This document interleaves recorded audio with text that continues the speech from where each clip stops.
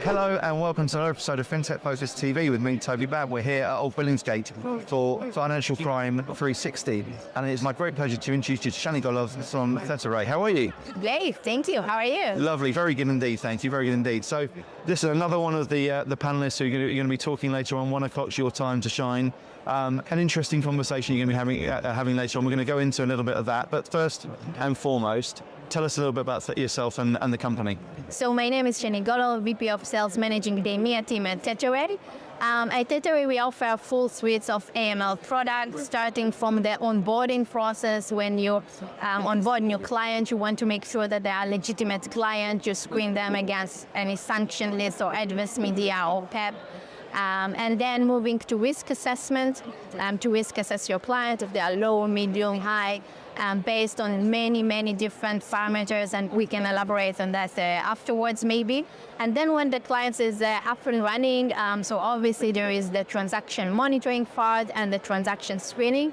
So we offer the full suite in the market, more than 13 years, and very proud to work in this company. Absolutely, and I've heard a lot about the company over the years. I think we've done some stuff with you over in the US as well over time, and it's got a great reputation. I've spoken to someone of your team earlier on today. He's telling me just about how strong he feels the product is as well.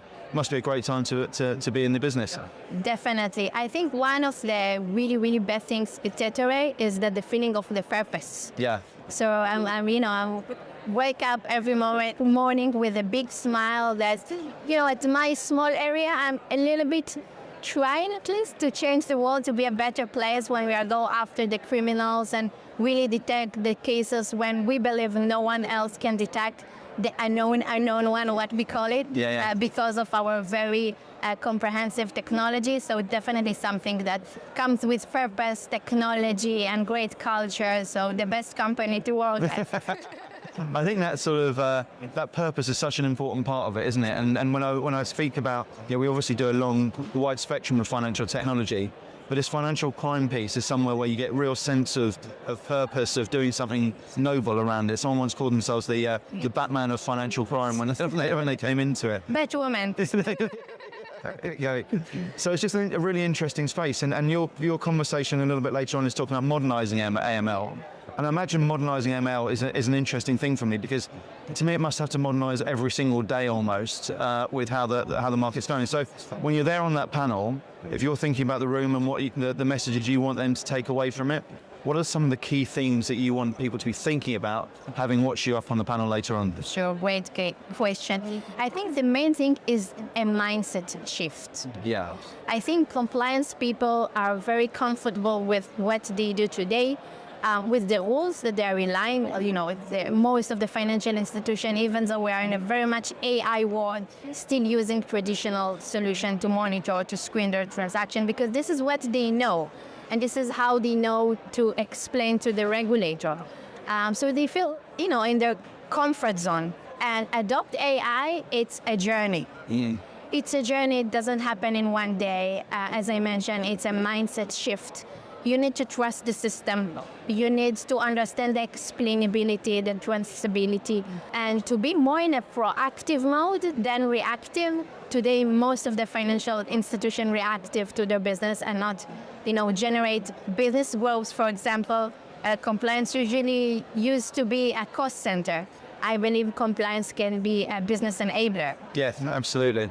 So I believe this is the mindset shift compliance people needs to do, and to adopt more technology, more sophisticated tools to leave their place to enable and grow the business. I think this is a really important aspect as well, because I go back to 25 years ago when IT was a cost center, and it was generally seen as that. It was an annoyance to boards, and actually there was more IT directors than there were CTOs. CTO didn't really exist as a title. I like the example. Which is just crazy, right? And now if you're talking about that here today, and you're thinking about the sophistication of financial crime as a whole, compliance is seen as a blocker at various different stages. it's seen as almost an annoyance as opposed to anything else. But actually, if you fit that narrative, it's such an important way of looking at it, isn't it? And that's one of the main things you're going to be taking out for it. Yeah, I love that narrative. Let's talk about ThetaRay a little bit more as well. And I know you guys sort of differentiate yourself for being the full suite. Tell us a little bit about what that looks like. Sure. So everyone's talking AI today, right? All the vendors here presenting their great AI solution. I believe if we will take just the transaction monitoring, for example, obviously we can do it for all the rest, but it will take a time. Let's pick the transaction monitoring. There are 3 different types of AI. The first one is AI on top of rules. Means the core engine that generates alerts is still rules as you and I know is today, okay? That's, of course, improve the situation from just traditional rules, because the AI role in this case is to prioritize, to classify the alerts. But again, it cannot uncover unknown risks. You will still have a lot of alerts because the engine is still rules. You will still have a lot of high ratio of false positive alerts. So yes, it's improved the situation and the efficiency, but very slightly.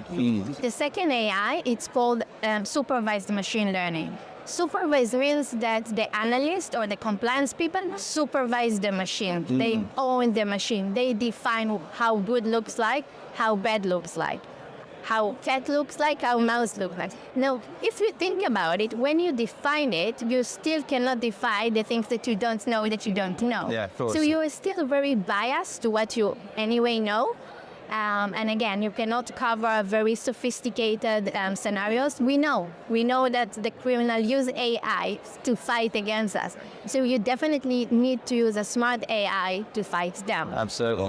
So when you define what you want to look, it's a little bit biased. It's definitely improved the results. Because obviously the compliance people has their own experience and they know their material the best. But it's more like to use AI at the investigation level.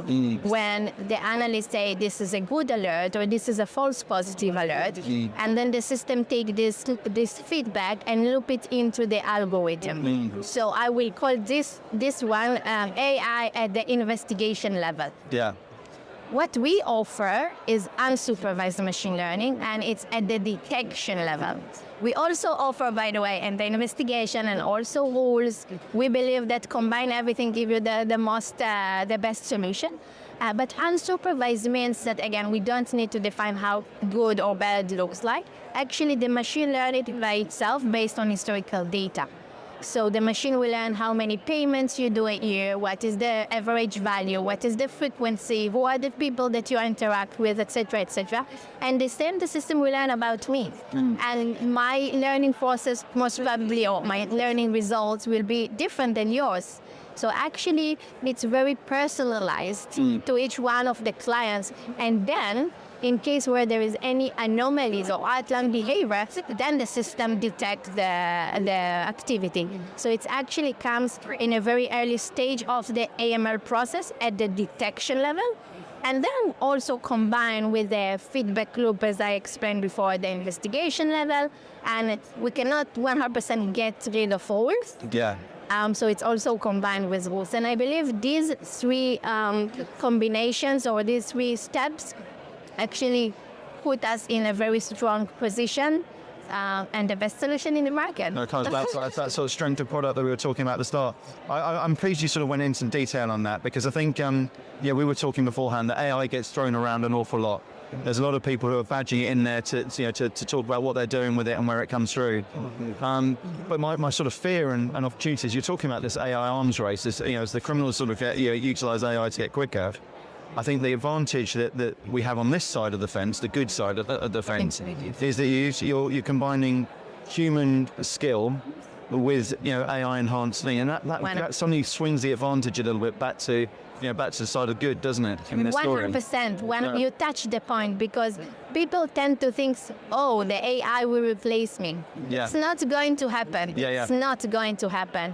The AI actually helps the analysts to take faster and better decisions. Which is exactly what needs to be happening. Exactly, but it doesn't replace the human being aspect. It's not. So I believe, this is the most We're on the powerful. same page. I love the sound of it. Let's have a look. As you say, we're on November the 3rd today in 2025. This should be releasing either the end of this year or start of 2026. There's a really interesting crystal ball that we look at. Everyone's got a bit dusty on their crystal balls, haven't they? We're all sat there with sort of best laid plans and best intent. But AI in particular has sort of changed the game in terms of how quickly everything's evolving. Geopolitics has changed the game in terms of everything that's happening. The economies of the world are so disparate at the moment that we have a lot of volatility and uncertainty in terms of what we're looking at. But within that, there's also a lot of optimism and hope. So tell me what your view of 2026 looks like in this space, in this financial frame. Sure, happy to. I believe we already start to see it, and it's virtual agents. That actually not only alert on suspicious activity, also share with the analysts, with the compliance people, the investigation findings. So it's actually, again, will not replace the people and the compliance. You still need the final decision to be made by people. Absolutely. But at least it will summarize to you all the investigation process from end to end with the full finding, and then the analyst will take the final decision. The more advanced stage of that is that the agent will also recommend you what should be the final decision. And again, the last click will be done by the compliance. I think this is where we see the AI within the AML space goes to. Joe, I think back as you were talking there to something before the whole AI hype came up, probably about 10 years ago. I was looking at the future-proofed element of my industry, the recruitment industry, the day job. And when I was looking at that sort of thing, one of the things that was going through my head was faster, better, stronger. And if I equate that over to what you've just talked about, this technology allows our compliance teams to be faster.